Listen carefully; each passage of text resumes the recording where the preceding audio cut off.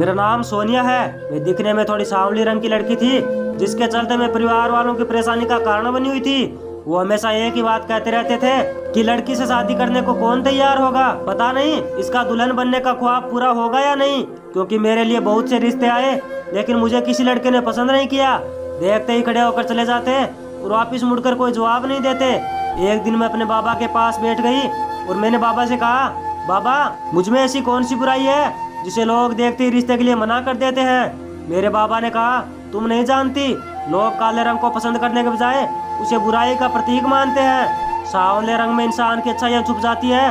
मैंने एक पल के लिए सोचा और फिर बाबा से कहा कि मेरा मुजरा बंद करवा दो। बाबा हैरानी से मेरी तरफ देखने लगे और बोले, तुम पागल हो गई हो, कैसी बहकी बहकी बातें कर रही हो। मैं भी तो यही कहती हूँ, मेरे अंदर कोई कमी नहीं निकाली, बल्कि अपने घर वालों के कहने से मुझे देखे बगैर शादी के लिए मान गया। मैं दुल्हन बनी कमरे में बैठी थी। जब अर्जुन कमरे में आया तो वह मुझे देखकर बिल्कुल खुश नहीं था। अर्जुन ने झूठी तारीफ करते हुए कहा, तुम बहुत अच्छी हो और अब हम पति पत्नी हैं। सारी जिंदगी एक दूसरे के साथ बितानी है। शादी को कुछ ही दिन गुजरे थे कि मेरे पति ने अजीब अजीब हरकतें करनी शुरू कर दी। एक दिन हमेशा की तरह अर्जुन दुकान पर जाने के लिए घर से निकले और उस रात वापस घर ही नहीं आए। उनका फोन भी बंद आ रहा था। मैं बहुत डर गई और सारी रात उनके वापस आने के इंतजार में बैठी रही। ना जाने नींद ने मुझ पर कब तरस खाया और मुझे अपने आगोश में कर लिया। सुबह जब मेरी आंख खुली तो 8 बज रहे थे। मैं जल्दी से हड़बड़ाई हुई कमरे से बाहर निकली और देखा कि अर्जुन भी घर आ गए। मैंने उनसे पूछा कि तुम रात भर कहाँ थे। वो बोले, काम बहुत ज्यादा था इसलिए बहुत रात हो गई थी। उस वक्त आने के लिए कोई गाड़ी भी नहीं थी, इसलिए अपने दोस्त के यहाँ रुक गया था। मैंने सोचा शायद लेट होने से नहीं आ पाए, लेकिन अब तो ये रोज होने लगा था। वो काम के लिए जाते और सुबह ही वापस घर पर आते और उनका फोन भी नहीं लगता। पता नहीं कौन सा जरूरी काम होता है जो रात भर घर ना आकर वहीं रहते हैं। मुझे अपने पति का रक्तों पर शक होने लगा। फिर एक दिन मैं कपड़े धो रही थी, तभी मेरे पति की जेब में कुछ अजीब सा महसूस हुआ। मैंने सोचा शायद जल्दबाजी में पैसे अंदर ही भूल गए होंगे, लेकिन जब मैंने जेब के अंदर हाथ डाला तो एक ऐसी चीज निकली जो सिर्फ शादीशुदा औरतें इस्तेमाल करती है। पहले तो मैं देखकर चौंक उठी कि मेरे पति की जेब में कैसे आई, कहीं रात भर घर से बाहर रहकर किसी गैर के साथ। तभी मुझे ख्याल आया कि मैं गलत सोच रही हूँ, शायद मेरे लिए लेकर आए होंगे और गलती से मुझे देना भूल गए होंगे, इसलिए मैंने वापस जेब में ही रख दी। और अब मैं अपने पति के घर आने का बेसब्री से इंतजार करने लगी कब वो घर आए और अपने हाथ से मुझे निकाल कर देंगे। लेकिन मेरे पति ने मुझे वो चीज दी ही नहीं, यहाँ तक कि उन्होंने जिक्र तक नहीं किया।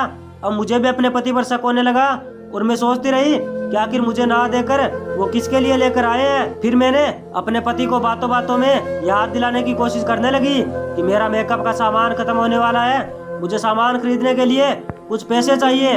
वो बोले कि अभी फिलहाल मुझे काम पर से पैसे नहीं मिले, जब 2-4 दिनों में पैसे मिल जाएंगे तो तुम अपना सामान ले आना।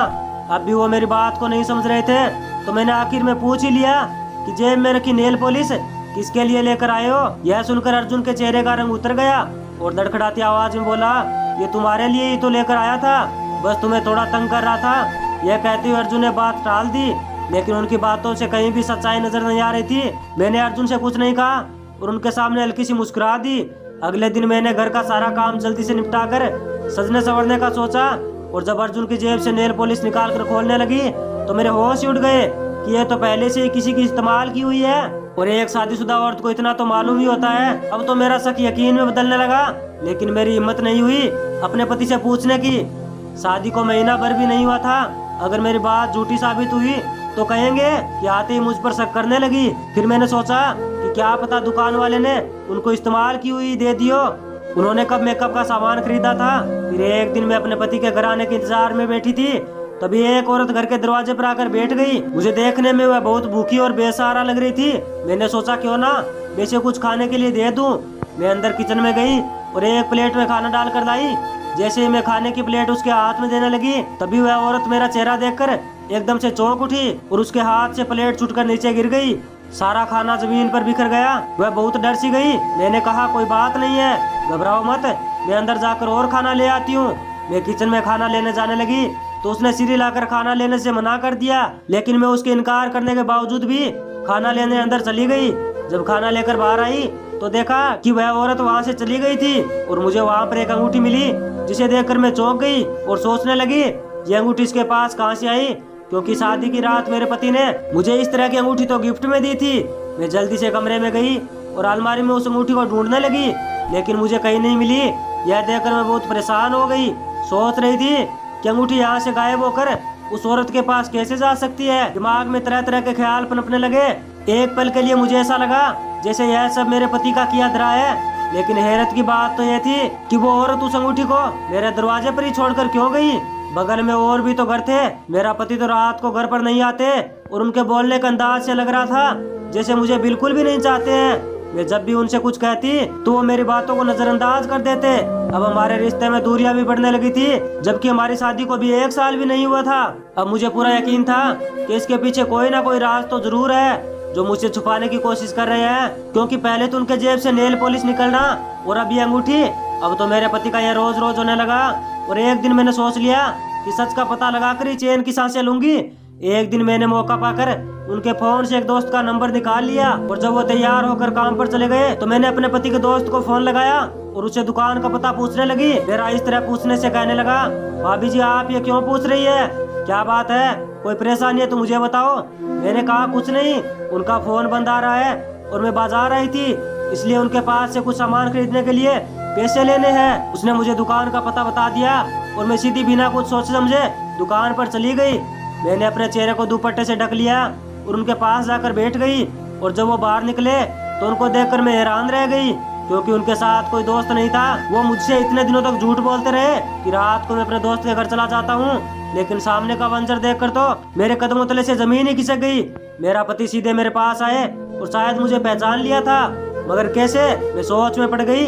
तभी अचानक से अर्जुन ने मुझे अपनी बाहों में पकड़ लिया और कहने लगे, खुशबू तुमने आज इतनी देर क्यों कर दी, मैं कब से तुम्हारे इंतजार में बैठा तड़प रहा था। मैं उनकी बात हैरानी से सुन रही थी, क्योंकि उसने मुझे पहचानने के बजाय कोई और ही समझ रहे थे, जो शायद इस खुशबू नाम की लड़की से रोज मिलते हैं। तभी तो उन्होंने बेझिझक मुझे अपनी बाहों में भर लिया। हम दोनों के सिवा दुकान में उस वक्त कोई भी नहीं था, आसपास भी कोई नजर नहीं आ रहा था। मेरा दिल ये सोचकर बहुत घबरा रहा था कि मेरा पति मुझे इतने दिनों तक धोखे में रख रखा था और हर रात इसके साथ बिताता है। इसका मतलब कुछ तो इन दोनों के बीच ऐसा है जो मुझे छुपाया जा रहा है। ये सोचकर मैं रोने लगी, लेकिन मैंने अपने पति को महसूस नहीं होने दिया कि उनके सामने खुशबू के बजाय उनकी पत्नी खड़ी है। मुझे अर्जुन की बिल्कुल भी बातें समझ नहीं आ रही थी। कुछ देर बाद वह मेरे चेहरे से दुपट्टे को उतार दिया और जब उसने अपने सामने देखा तो एकदम से अपने कदम पीछे कर लिए और बोला, खुशबू तुम यहाँ खड़ी हो तो मेरे साथ ये कौन है। क्योंकि कुछ देर बाद खुशबू भी दुकान पर आ गई थी। उसके पास पहनने के लिए ढंग के कपड़े भी नहीं थे और ये वही औरत थी जो उस दिन मेरे घर के दरवाजे पर आई थी। यह सब देखकर मेरे पति के चेहरे का रंग पीला पड़ गया। मैंने पूछा कि ये सब क्या चल रहा है, क्या ये वही दोस्त है जिसके साथ सारी रात गुजारते हो। मेरे मुंह से यह सुनते ही मेरे पति ने मुझे एक जोरदार थप्पड़ लगा दिया।